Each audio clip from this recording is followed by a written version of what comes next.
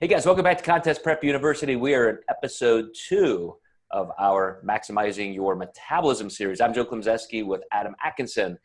And Adam, we left off just kind of giving that definition of what metabolism is. And I wanted to talk about variance. And from previous podcasts, people may remember, I go all the way back almost 100 years, probably more than 100 years now, to the original studies that keep getting reconfirmed that the average basal metabolic rate for an adult male is around 1,650 calories. For a female, around 1,350 calories. And when you say average, that's at the 50-yard line of a 100-yard field. So you could definitely see some variance from side to side.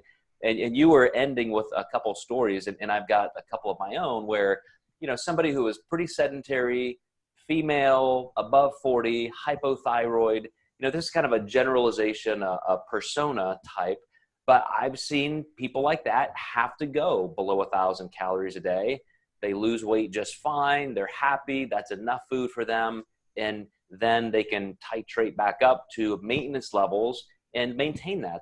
I've had other clients that I think the fastest metabolism I've ever seen is a guy who was eating 1,000 calories a day, 150 grams of fat a day. So we're talking, I think, between 4,000 and 5,000 calories. And that was just to maintain. That's just what he had to shovel in every single day. So I think, first of all, those types of numbers can be very startling. I even heard a couple researchers, you know, talking about the same thing, that it's not uncommon to have to move a guy even down to 1,500 calories or sometimes lower, especially to get as lean as a competitor needs to be. So do you have what's your lowest amount of food that you've ever seen somebody make progress on? Probably 800 calories. I had a female many years ago. I think she lost 80 pounds to get to the stage, and she was about 4'11". She was a very tiny human. When we looked at her refeed structure, where I would give her a refeed, you know, hopefully weekly, there were weeks where I think I gave her like maybe a 40 carb refeed. It wasn't very much.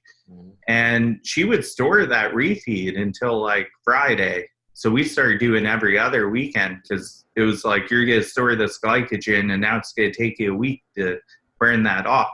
And she felt good. So we started skipping refeeds. We started making better progress there. And kudos to her too. She even maintained her weight loss afterwards, which was really impressive.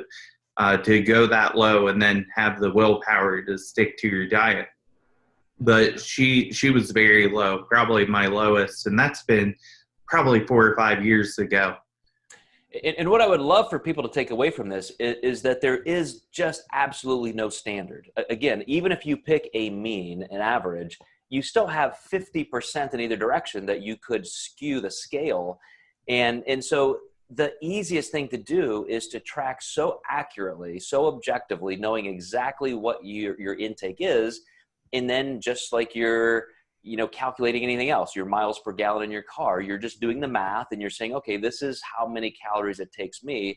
And I'll bet you have these numbers yourself.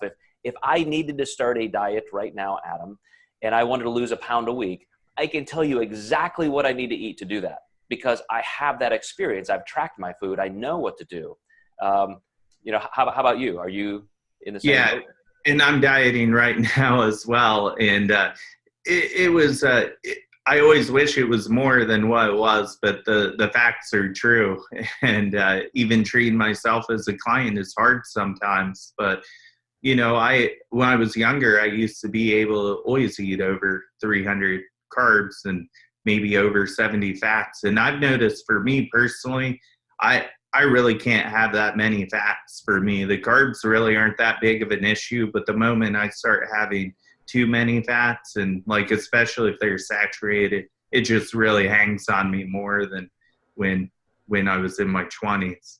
Yeah, the unfortunate thing is a lot of clients now shopping around for coaches will end up, you know, knocking on my door and say, well, gosh, this coach wanted me to eat this few calories, and I think that's ridiculous. That's why I fired that coach.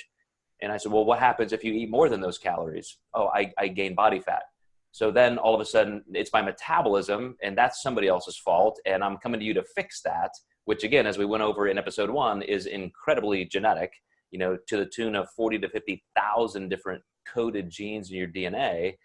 So, you know, that's the take home message from this, guys, before we move on, is you just have to really do some work to figure out your own metabolism.